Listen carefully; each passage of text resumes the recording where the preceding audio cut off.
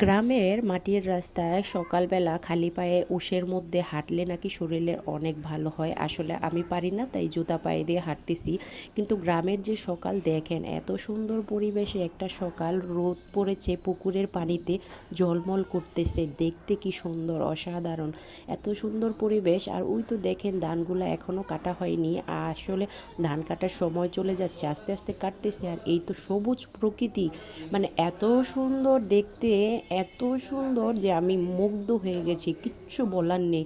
কি বলবো, আর কি বলার আছে বলেন। এত সুন্দর পরিবেশ আমি আপনাদের সাথে শেয়ার করলাম। আর এই তো দেখেন মাশাল্লাহ, আমার বড় ননাসের এই ছোট্ট ছাগলটা দেখতে খুব সুন্দর। ওই তো পুকুরে হাঁস, আর এই হাঁসগুলা সারাদিন এই পুকুরে থাকে, ওদের খেলা করে পানিতে সকালে উঠে মানে দৌড়ে এই পানিতে চলে যায়। আমার কাছে দেখতে কিন্তু খুবই ভালো লাগে।